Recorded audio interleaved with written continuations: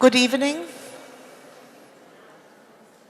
It's a pleasure to welcome you here tonight for this artist talk between Olga Chernysheva and Kathrin Rhomberg. Some short introductory words to situate our guests. Olga Chernysheva is presently working and living in Moscow. Her work has been presented over the years in several international museums, like, and I'm just naming a few, the Deichtorhallen, the Museum of Modern Art in New York, the Drawing Center, as well as in many international biennials like Venice, Moscow, Berlin, or Sydney. It is difficult, if not impossible, to pinpoint Olga's oeuvre down to any specific media. As you can see in this exhibition, and after the talk you will have the opportunity to look at it again, she works with so many different media like drawing, watercolor, video, photography, painting, but also text with equal virtuosity. She draws her inspiration as well from 19th century Russian social realism as the Russian avant-garde. However, valid for her entire oeuvre is that through isolating the particular, she addresses the wider context of an increasing precarious life and a disunited society. I was overjoyed when Olga Chernysheva suggested Kathrin Rhomberg as a possible sparring partner for this evening's conversation.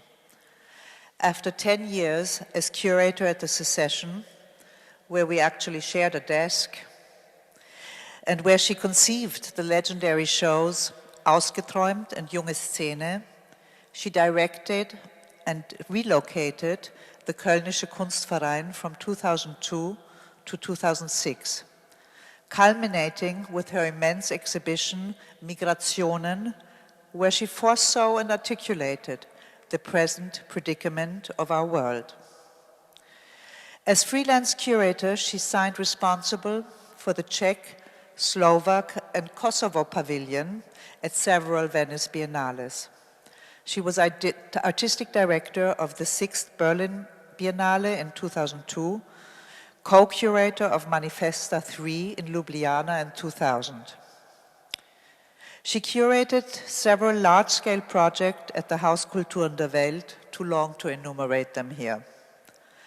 I am not exaggerating by naming Kathrin as one of the leading experts of Central and East European art today.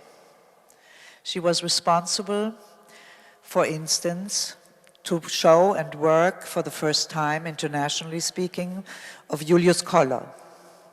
Since 2014, she has been chairwoman and artistic director of the Kontakt collection of the Erste Bank. Thinking about what Olga Chernysheva and Kathrin Rhomberg may have in common at first glance, it came to my mind that the one thing which stands out is that they never take shortcuts or travel down the easy road. Thank you very much for doing this tonight. Thank you.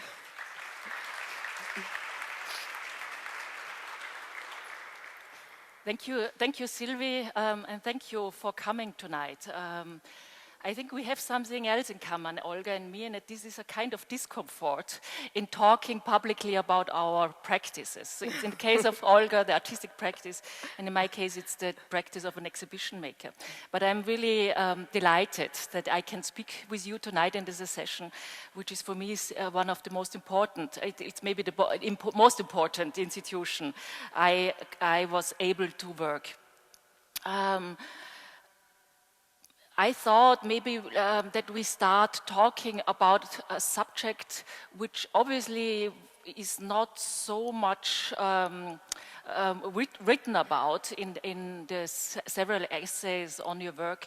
It's the question about the relationship between language and art.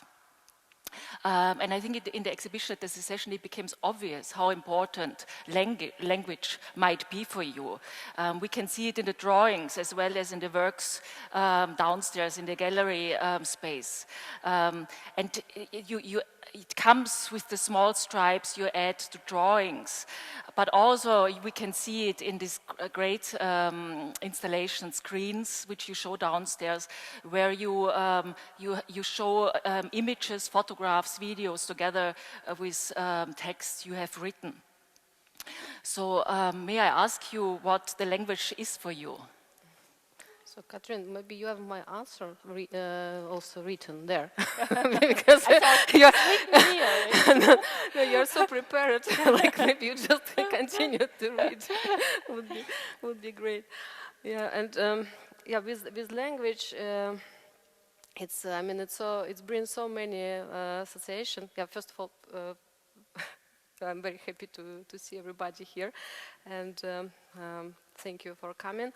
And return the question with the language. It's very volumed question, and just to start, maybe more practical. I have to say that because I was educated as an animator, but in a specific way, like it was very many hours spent to interpretation of the text. And the text we have as an illustrator, it was more like an illustrator practice, it was not the scripts, but the literature. And also when we speak about language, in my case, it's definitely it's a Russian language, not just a language in general. And with Russian language, there are some specific moments, but it's very flexible. And we don't have such a strong construction like German, for example. And imagine if you are an illustrator and you have a phrase like a simple one. I mean, I don't touch the metaphors now, metonymia, nothing. Just like simple phrase. The little boy came into the room. So this is a way to say, but in Russia you can say immediately like «Мальчик вошел в комнату», the boy came into the room, or you can say «In the room, boy came». And both versions are right and correct, but if you work with this text, you should approach to it differently, because you start to understand what the writer was going to say you. Are you the boy or are you in the room? Are you in the room? And then you focus differently. I mean, it's the same for the cinema. So you have to immediately find a special kind of exposition or composition in a way if you draw it. And so it's bring you kind of, I mean, you have certain attention to the text. And from other side, always when we were working, I remember the principle, you always have to, like, don't be too wide, so you can find the motto, like a slogan for your picture. So, and it's again the literature, and of course, Russian culture basically is very, very mentally very based on the literature. So this kind of things, they are very basic for me. But now, talking about your artistic practice decades later, after your education in the 80s, as an animator, what comes first for you, the image or the language? Very often, if I'm fixing things, I write in them. I don't, and if I make drawings, they are very, very simple. Like first, but sometimes the word is very important, and also the sound of the word. And the sounds, I mean, in a classical way, also you have a lot of examples when the word work with the sound, yeah, like being acoustic. So it's also very important. This is also something I think we should talk about, also the sound, the music, which plays also a role in the exhibition here at the Secession. But I wonder what language adds to the image, and specifically in your case, if we think about the screens. So I hope all of you have seen the show already, because I thought it would be important to really root our conversation on the exhibition you have at the Secession. So and especially when it comes to the authority of having been edited by an artist, so that this question about what language adds to an image. So can you, when we maybe specifically think on your work screens, or when we think about the drawings where you sometimes add stripes with very short text, like protected by a smoke and so on. So what does this language add to the image? But very often we work with titles, and I noticed when I like something or watch something, the drawings or the works of other artists, I always go to the label and to check the title, just to understand how far am I. So, and very often they are just developed titles, and also I like aesthetically the way to bring it, like, let's say they can be posters, or like we have a very big visual experience to see all these let's call it propaganda posters, but they always work with image and with a text. And I was always thinking, like, this is propaganding to something which is very quiet and very almost invisible, like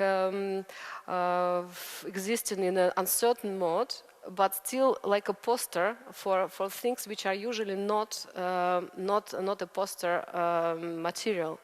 And also this brings some kind of freedom. I always fixing them as a collage. In a description, and also for me it's important. And it's more like for inner struggling, because I have very deep habit to work with image as it would have a perspective and air perspective, like all these things, to compare image with a window. It's just how it came, and for me it's always like I bring back to the surface. I bring myself also to reality, that the picture is a surface. It's flat, and text also helped me. And sometimes it's like discovering things, sometimes hiding, sometimes it's spread the meaning, sometimes shrinking. Also, I like the relation. It's kind of like a dialogue with the works. You mentioned as a third element, which I didn't mention in the beginning, the music. And again, we can perceive it in your exhibition. You have, for example, you underlaid, if you can say it like that, your video installation screens with a soundtrack featuring a composition by Shostakovich. I think by, and maybe you can talk about it. And what came into my mind, and I wanted to ask you also in this context, because we are in the Secession, and with the Beethoven Frieze exhibition, or the exhibition on Beethoven, for the first time this term Gesamtkunstwerk came up, and I was thinking of that also a little bit when I was perceiving specifically your installation screens, that this might be also somehow inscribed in this work, bringing together the image, the language, and the music. But what is the role of the music, for example, in this installation? But then maybe later on we talked then also about the film, where you use music quite often. The music is very also luxury tool, and for installation, which consists from the clips from the pieces, it's also it's a very good way to unite them. But basically, I think what artist, ideal artist, what I would imagine, what she or he is doing, just put things in a rhythm. And music is one of enigmatic example of it, and also especially with this installation, the sound which we use here was the first version, and after I was thinking to make it more, because this is this Shostakovich music based on fugue, but which is about movement, but also it's more hectic or unpredictable. And I like it in a way that also it's bring to mentality you act more spontaneous.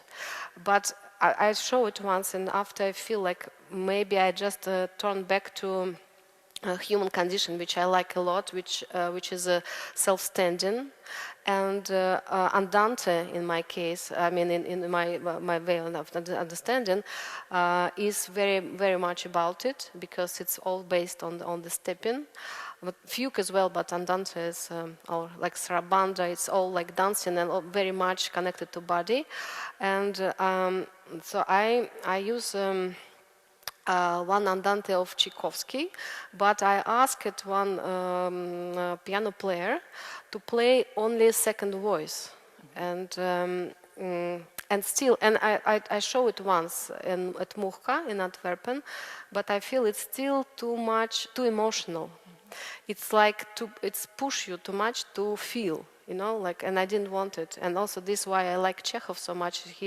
It's his statement, and he always use a neutral background, like gray, like nothing, not teach you. This is one of my appreciation to him. And so I turn back to this music, which is, for my opinion, more abstract and just gathering things. This installation is in the basement of the Secession in the so-called gallery, and I think you did a brilliant, and upstairs of course, but I want to start downstairs. I'm always like, Austria starts downstairs. It's a brilliant idea, I think, that you start with your exhibition with the film about the Chekhov Museum. I really think it's fantastic that you're introducing your show in this way, and you're giving the visitors kind of private tour through the, not a kind of, it's in fact a private tour through the Chekhov Museum.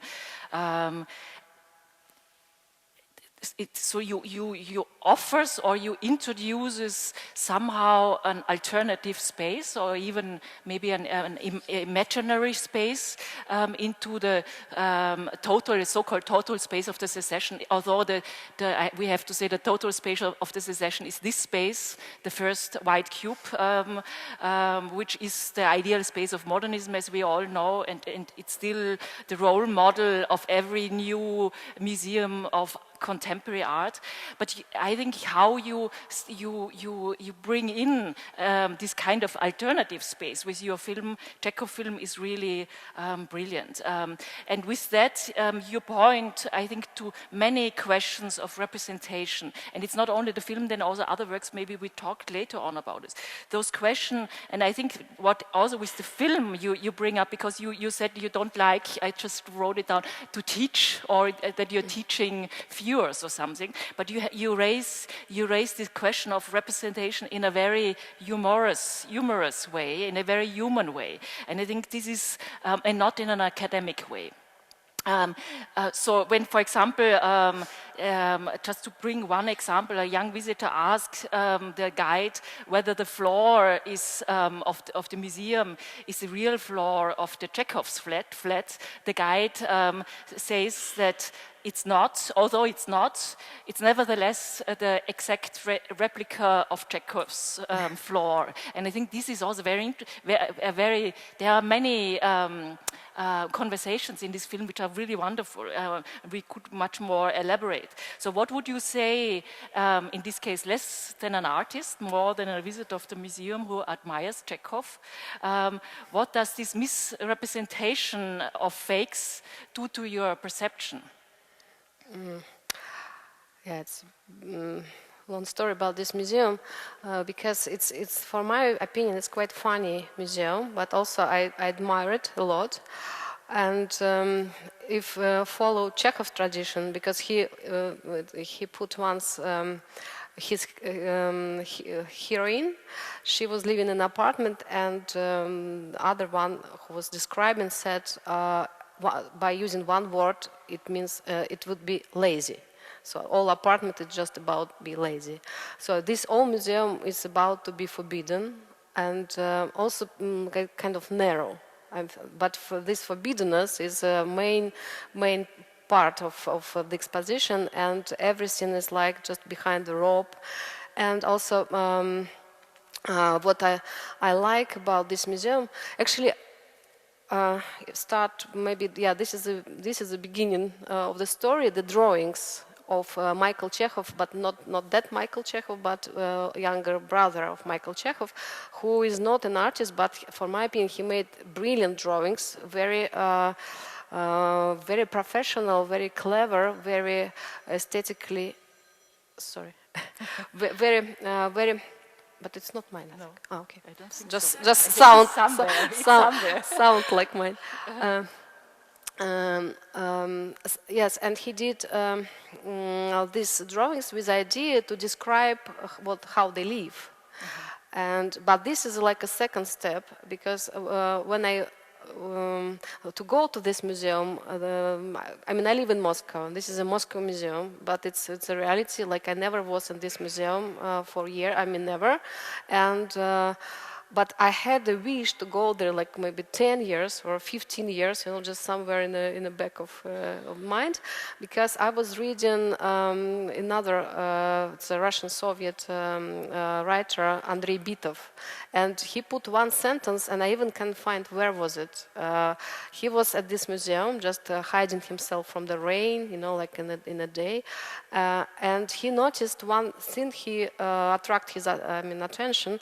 It was a pince-nez of Chekhov in a cardboard, and it was shaken because Sadovaya Ring is very close. It wasn't at Chekhov time, and it was just because of this new reality, it was shaken, and somehow I really just remember this image for many years. And one day I decided to go finally to find this pince-nez and just to look at it. So, and when I came to this museum and I found this pince-nez, and it was not shaken. But I also found the drawings of this Michael Chekhov, which I never seen before. And I really love the story that all museum is just reconstructed or constructed, not constructed from the pictures.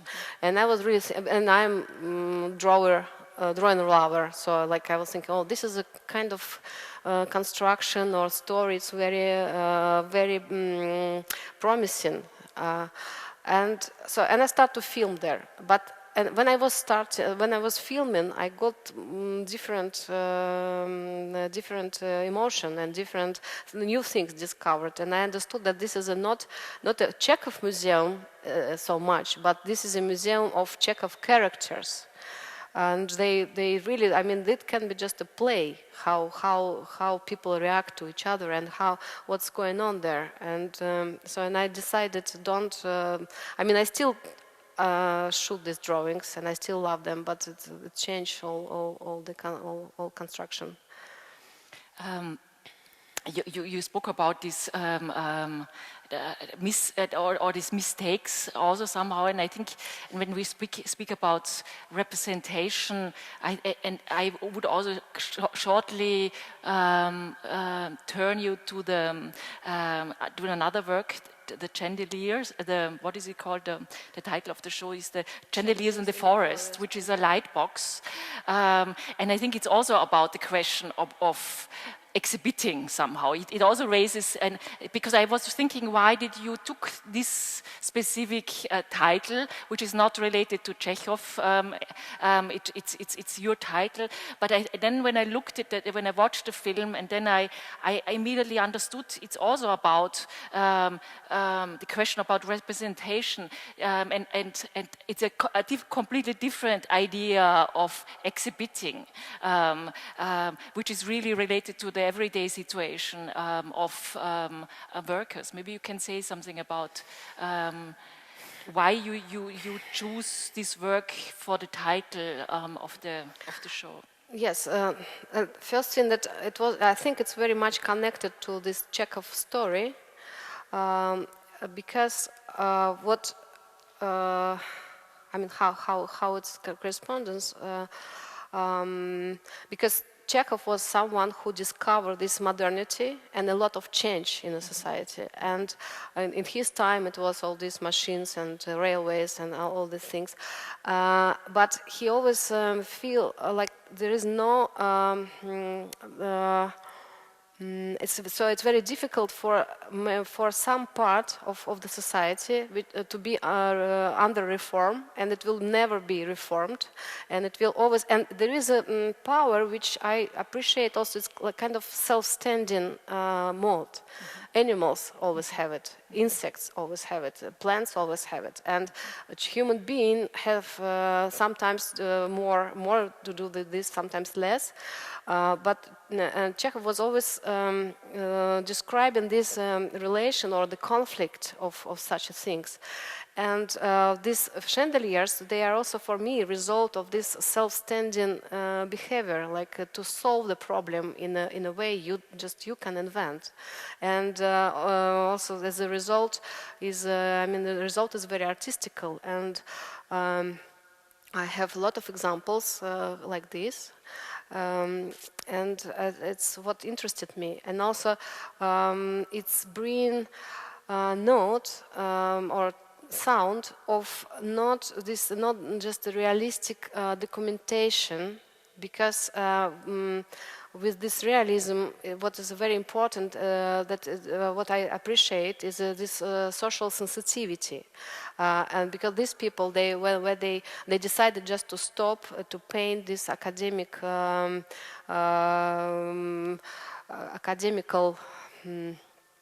The composition based on the myth, legend, or Bibles, but also don't expose it into reality. Just have it as fixed, stoned, frozen images. So they protested. These передвижники. I mean, it's a name of the movement.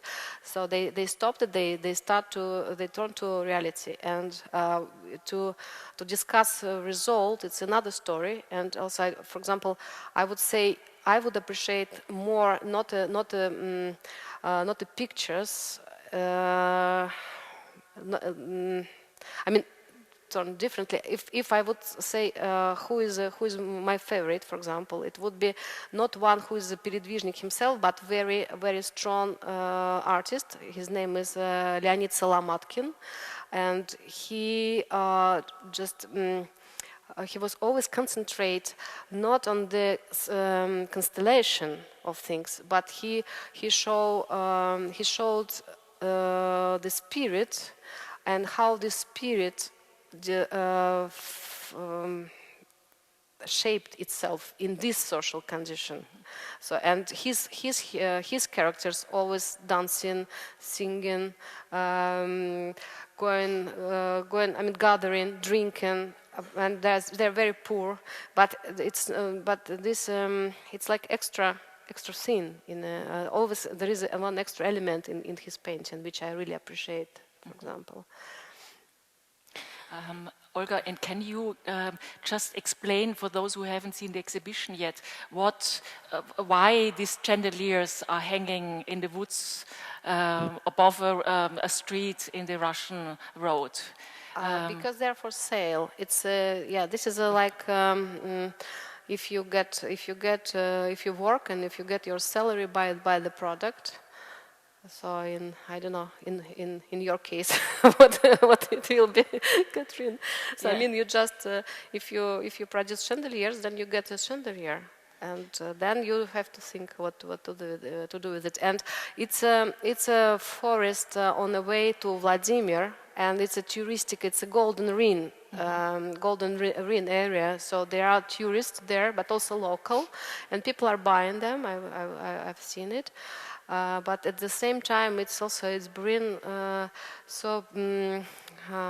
let's say extraordinary, I think, element to this forest, because also like like trees, because I think nature always full of correspondency, and it's like if you find the mushroom, you always will find the fake mushroom, like, and many things that are just repeating. And nature is so attentive and so like caressing things. Like I feel like the trees around they change because of these chandeliers. So the picture is very, very like a symbiotic. This is what I feel. And it's somehow enchanting. The chandeliers are enchanting the reality. I think this is also this, and it's it's not a stage situation. I think which is very important. We will talk about it later also. That no one staged it. You just found it like that. And yes. I think it's a very principle for these things. It's that they're not staged. They are like it's like. It's kind of documentary, and also I think if I analyze the way I'm going, I like more and more just objectivity, but the technique I have, it's tools I have,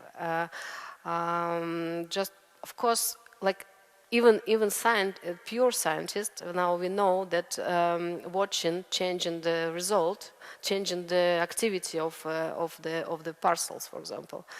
What I'm doing basically, I just adjusting my lens, cleaning my glass, like this. What I'm doing, and this is this mechanism I'm busy with. If I would analyze what I do, and I really like to approach to reality. I think this is. So you confirmed it's not staged, and also the Chekhov Museum is not staged, no? Because sometimes you think this can't be reality, and I think what is important also that how you film the museum. I think you have a so-called handheld camera, so you walk with the camera through. I came with camera. Yes. I got a ticket for filming. So I was totally decent. But from certain moment they start to ask.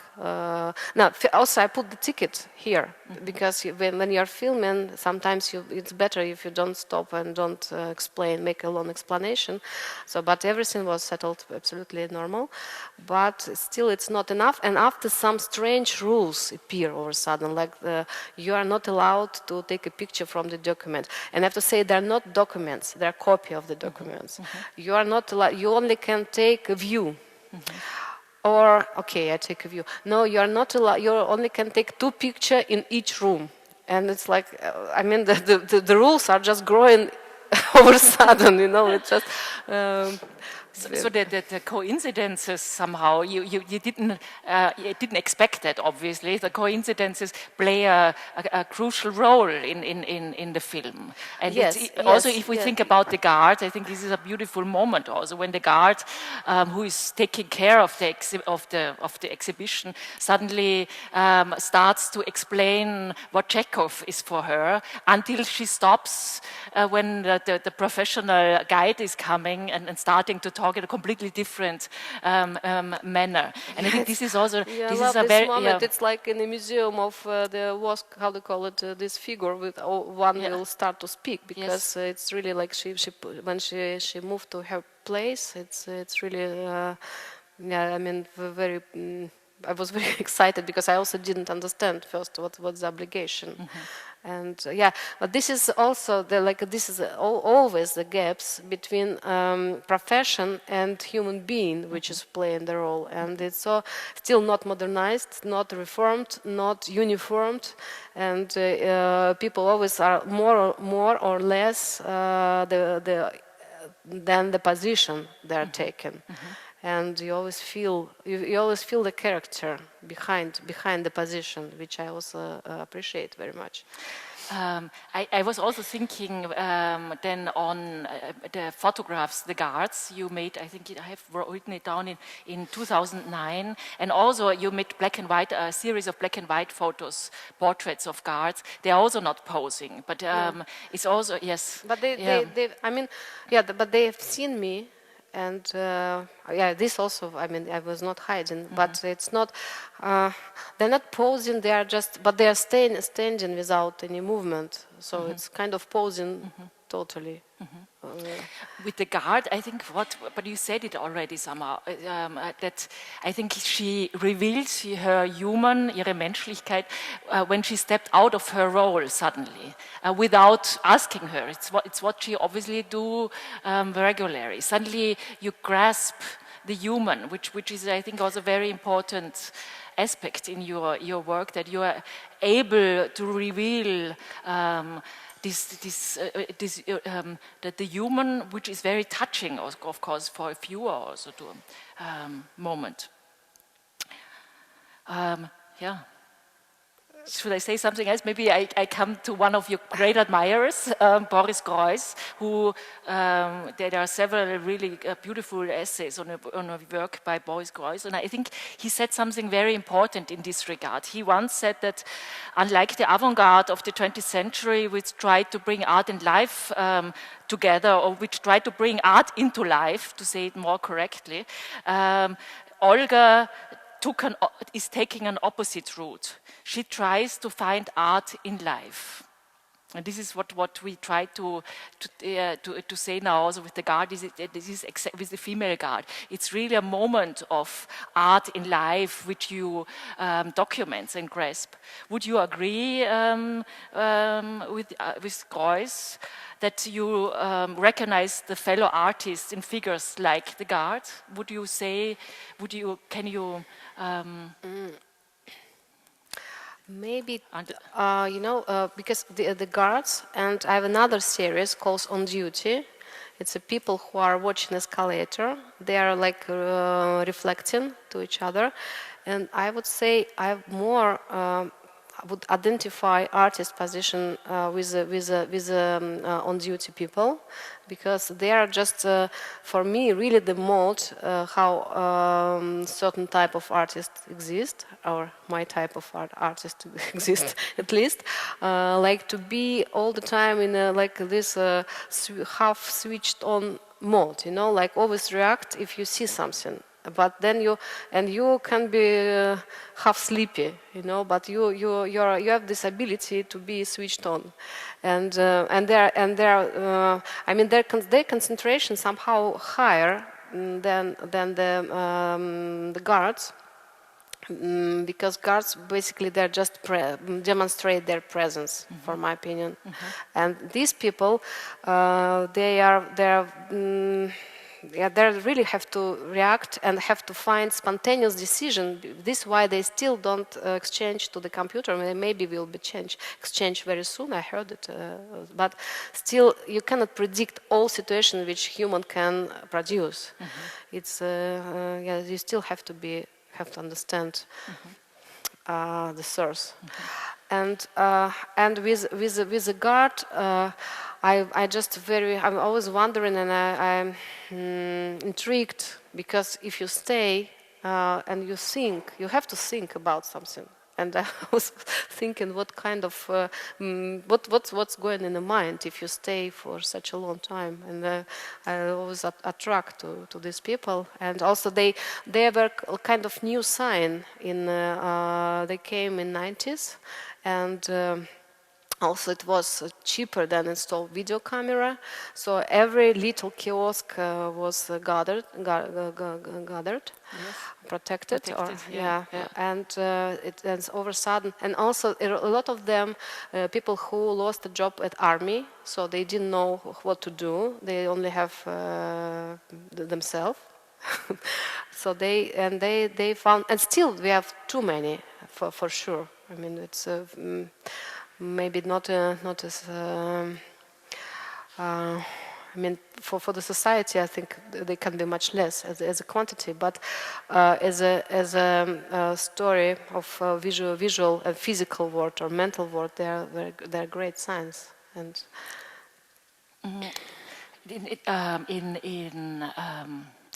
in your drawings, but also in the film where you show these people, I think there is a very strong empathy. connected with it from your side. This was always striking for me, and it's one of the. There are many reasons, but it's one of the reasons why I saw you as a kind of relative, or I saw a kind of affinity with Adolf Menzel, who is one of the great German artists from the 19th century, I had always the impression that it's like with him, it's also for you being attentive. Was very important in order to understand life, and I think in Menzel's case you can bring it together with Hannah Arendt, who said, "Ich muss verstehen, I have to understand." And for Hannah Arendt, writing was a method for understanding, for deeper understanding. And would you agree? Can you see this kind of affinity of your work with Menzel as well? I'm a great appreciator of Menzel, and I'm so far from his ability to draw, and just what I like that for him, I think everything is interesting. And he brought also these slow things, like canalization with the rats, the comb with the hairs, all these things usually not on a stage. He watched them, and they play a role, and also small gestures, for me. Not for me. I mean, just it's very known. Like this, the person who is keeping his head between knees, just to eat quickly on a party. Yeah, all these things that you really have to fix, and I think. I would say if I should draw landscape or the mental field of let's say mental friends or like allies with somebody who's dealing with the things which are dear for me, I would also with my big pleasure find a place for Menzel, and I think. I have to say, like the book I'm reading now, made by Eduardo Viveiros de Castro, and it calls Cannibal Metaphysics, and it's a complicated book, and but main statement is that the difference between European and Indian, for example, like indigenous, yes, American Indian, native Indian mentality, if described shortly, would be like we should replace multiculture by multi-naturalism, which means we accept everybody like similar body, but we all have our own culture, education, mental construction, tradition, whatever. So, but by the body we are kind of the same. Yeah? And with that cosmogonical principles, the main statement would be that we all are different body, realize it through united energy, through just one supreme spirit. And in this case, it doesn't matter if you speak about human being, about animals, about plants, about objects which are handmade or produced, and all that it means. Every object becomes subject, but also bring the message and bring the meaning. And I feel that this way to pose a question in Menzel drawings, like what this comb with hairs going to say to us. And then this is why the picture of him becomes so, maybe he would, of course he would explain it differently, but this how it becomes so deep and so has a lot of way to approach, and it's so interesting. It looks like you can speak to this comp. but I see it also in your work. If we think, Olga has this beautiful series of photographs of fishermen covered by plastic, sitting almost frozen on the seaside fishing, and I think connected with it bushes which are protected by cotton from the winter, and the bushes almost look like human beings. Or you don't anymore look at them as objects. They are something else, and the fishermen as well. So I think it's very strongly also in your. So we come back to Menzel also. If you see Menzel also in these regards, I see it very strongly in your work as well.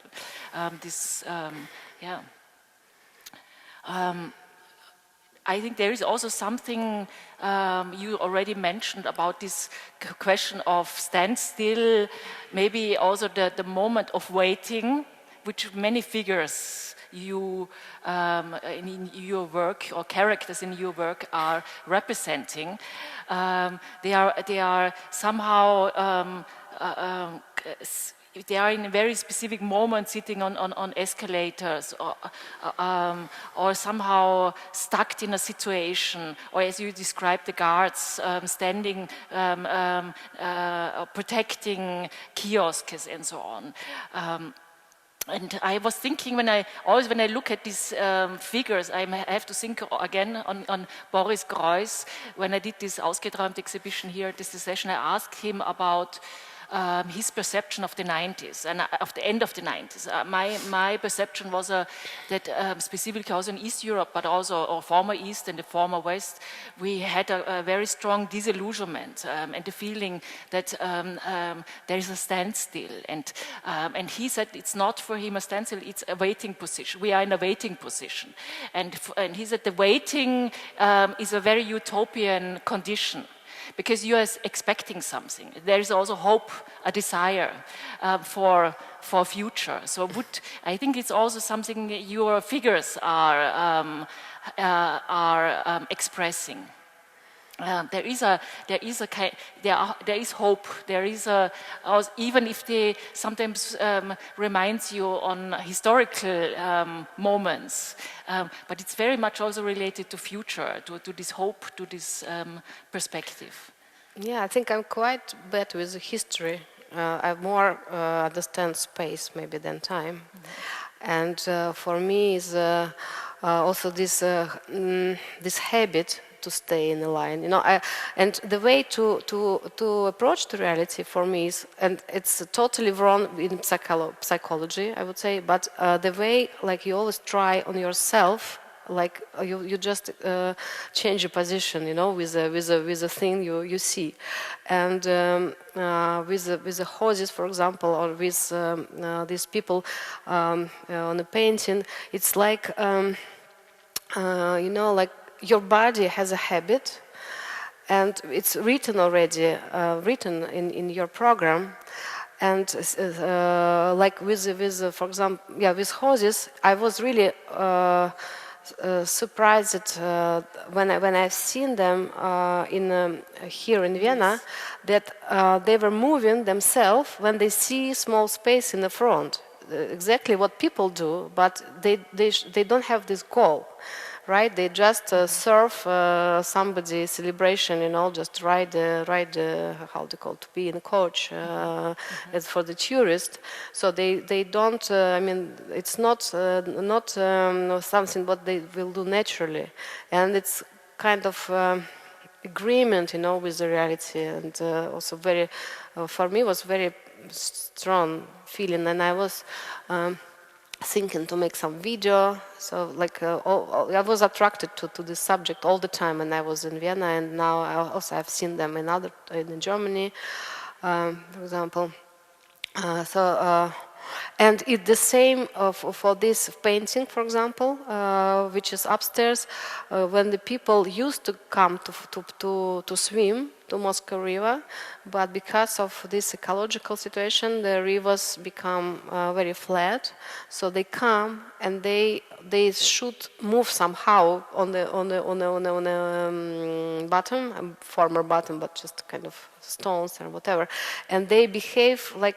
Also, like something when the habit win the reality, for example, or this is very for me very speakable, and so and also what I like, it's awkwardness, and it's very often what I can experience, maybe not in this way, but in different way, and this what make life full of these situations. And but when you talk about the horses, you show only the feet of the horses. Yes. So you show details, which is also often in your work that you only show details. You spoke up already about it, and I think it's again coming back to the Chekhov film when you said when you was walking through the museum and the guard said you are not allowed to film the detail. You can only film the wider view, and I was also struck because it has so much to do with your work as well. But I think showing only details is also something about activating the imagination of us. You know, but this is a yes. very classical method. It's like big volume of the text, for example, by Eisenstein, who described many times this principle of metonymia, when you just show the detail and this evoke your imagination, and it's some brilliant description how it works, how just also.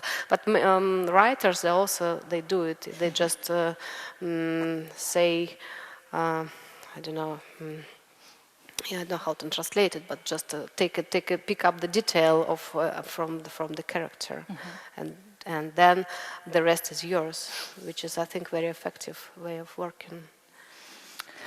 We don't have so much time anymore, but I think I would love to come back to the film again, where we already are, because I think the final sequence is also very important in the Chekhov Museum.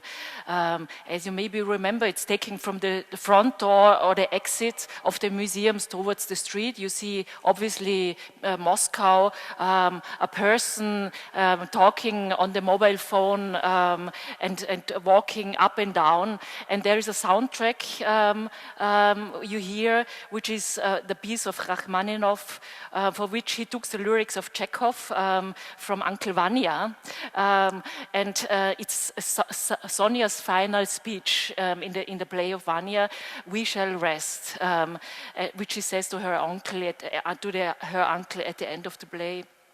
And theorists of literature describe this ending of Uncle Vanya as an example of what they call Chekhovian zero ending. Have you ever heard about that? No, but I think it's very beautiful, because after a series of dramatic events, a play ends by leaving the protagonist more or less at where they are started at the beginning of the play. You start hearing everyday noises again, everybody returns to everyday task again. It's a circle.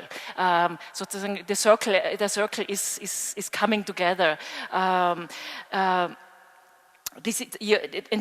Your video sequence of the everyday scene of the streets seems to follow also this, and sometimes you can read in your text also this idea of circle or of ellipses. So where you have this the moment that the reality comes back somehow,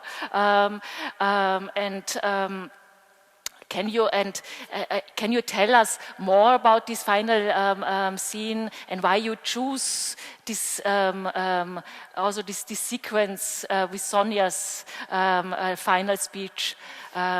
We shall rest. Yeah, it's not only about resting; it's about seeing sky with these diamonds and stars, and also that consolation will come, and this pure kind will dissolve all the problem. It's like nothing to do, just wait. Also, but at the same time, like Chekhov was always keeping his. I don't remember any piece of him when there is a final scene would be the decision how to do or what to do.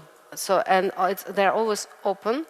And for example, in more contemporary time, I think his alter ego, in my opinion, would be Jarmusch. all his films are just stop. It's not a catharsis or whatever, nothing. And also I realized that they work similar. Like Chekhov was collecting images in a notebook and sentences, and Jarmusch was also is collecting pieces all together and let them grow, let them correspond to each other, and after scenario just growing. So it's not a script which is a big construction which can break down the characters. You know, it's just like a very biological way, and. I think, and somehow it's like if we make a circle again, I think it's very much connected to Japanese meditative way, you know, like Ozu and all these human records, all these things which are not fallen, like life had not fallen moral and not fallen the rules. Always there is a gap, always there is a rest, and this rest interested me, for example, very much, and such a great people as Chekhov or Jarmusch, you know, like it's a very interesting field, and it's not hidden. It's just not maybe not in the mainstream. So, but I forgot what was the question. No. I think it was about the final sequence. Also. Yes. And Rachmaninoff. Yeah, I was quite happy. I found it just coincidentally. I didn't know it's not so well-known music piece. And Rachmaninoff did it when Chekhov died, and the words are quite false. Yes. How to call it, like,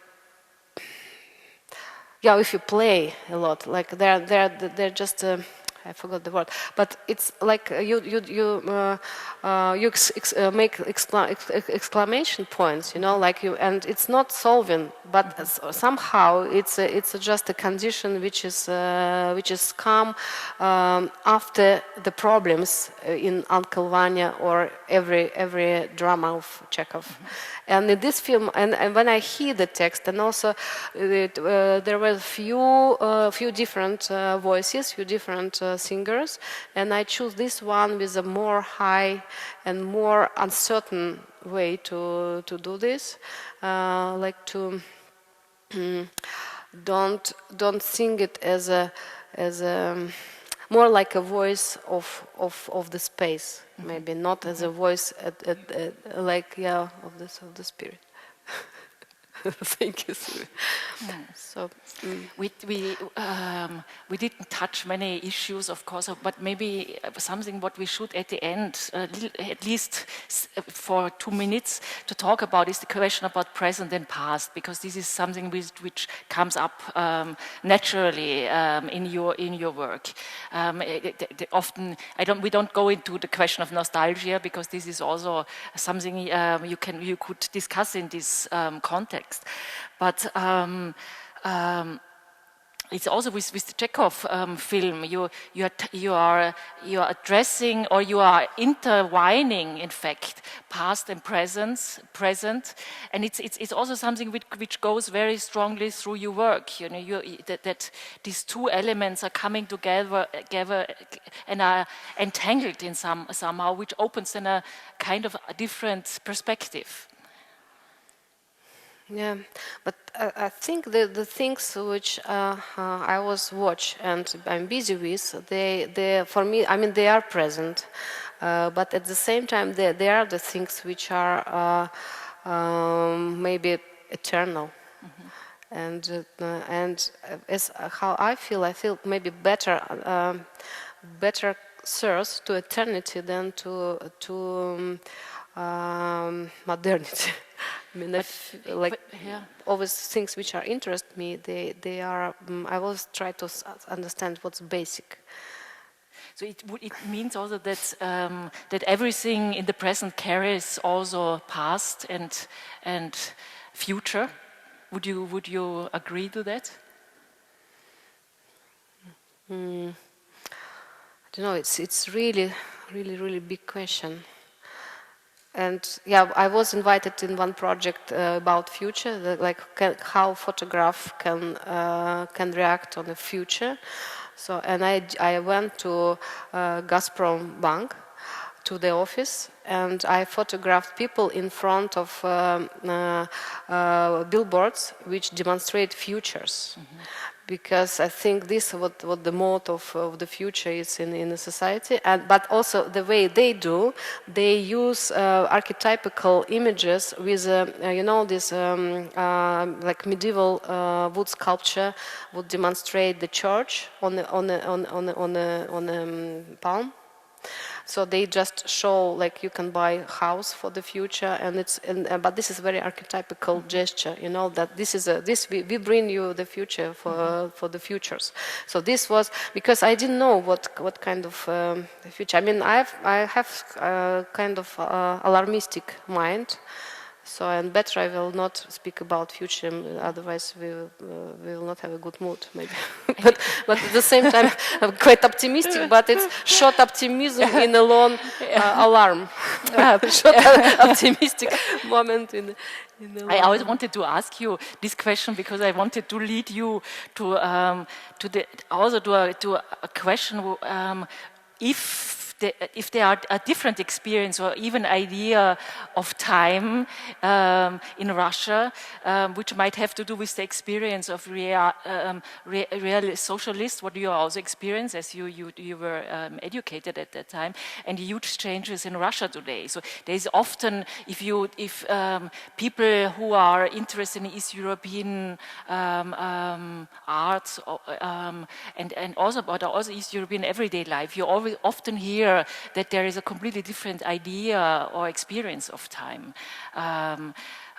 So this is why I wanted to ask you also this question: if this is something which is you experience these differences of most probably, and if these experiences created a specific condition for your art. You mean in details or in general? In general. I got used quite recently to call it contemporary art, the practice I'm doing. And you feel good with it? I used to, because I have certain resistance to because like maybe in the multi how do you call it, like contemporary arts maybe. So then I agree to have a corner somewhere, but still it's like a practice. I'm trying to understand things, and in a way, and if I can share this understanding with somebody, I'm very happy. Like I have some people I think we speak the same language, and contemporary art field has a lot of because when I speak to viewer, it's maybe whispering. It's a very quiet, very awkward even, like I feel quite awkward at the show, because it's for me like to open too much, like to break the border, and I'm still learning and stepping forward and back, and with things, you like open things and you close it, and it's all about we have talk this morning with Anna Yermolaeva, the artist and friend of mine. We just started. We talk about presence in the public and in a dialogue, and what I told. And what I feel now, like I feel more in the mood to speak to the audience, little more than before. And also big thanks to Bettina, with whom we make show together. So we really explore the space, and were thinking about the body of the viewers. And it's for me like one of the first time I do this, because usually I only think about some mental space of like anonymous mental space to whom I address to. And now I start to more think about real viewers. And this also affect, I think, construction of this, because it's also, you can approach to it as a body, because this passing room become kind of hard, like a beating heart, like we put a lot of light there and become kind of central piece, and we have an epilogue or things which are you can adjust or taken away, you know, these things. And so I would maybe not generalize the practice with the time. It's goes through the some details and experience, and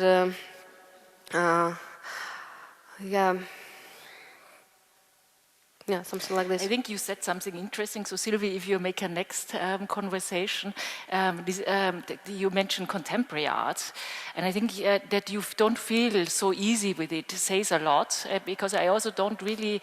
This is something I think we need to explore much more, because if considering that contemporary art is a system which parallels neoliberalism and globalization, as Alexander Albero once stated.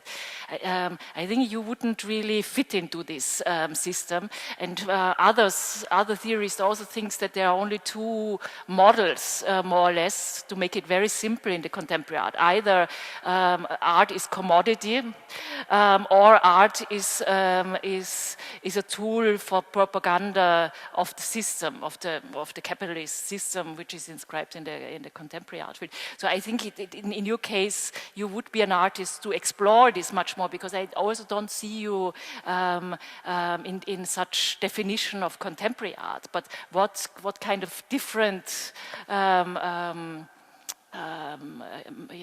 field it's still an open question. In what kind of field could we describe your work? And I think looking back into the 19th century, what we tried today a little bit is also helping to develop a different point of view on your work, and not stressing. I wouldn't stress in your sense so much the realism, but the 19th century, I think, offers a lot of questions and answers and perspectives. So this could be a next conversation, most probably. But Olga, you wanted to, in the end, and I think this is great that we can look at a work of Olga which is not exhibited. You would like to show us a short film titled March. It's from 2005. Yeah, it's maybe the work, why I was thinking we can show it, because it's put in general field. Many questions are also used in this show, because it's about how things fit, how if to contemporary, can they be modernized, how they, and it's really expressed through the bodies, what I like. So maybe we can have a look.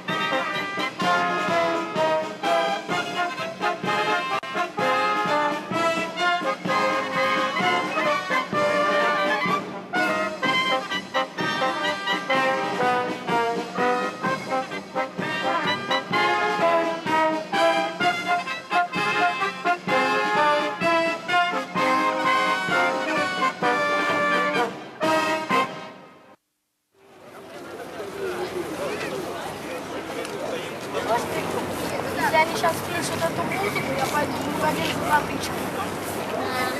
Еще раз эту. Не, вот который сейчас.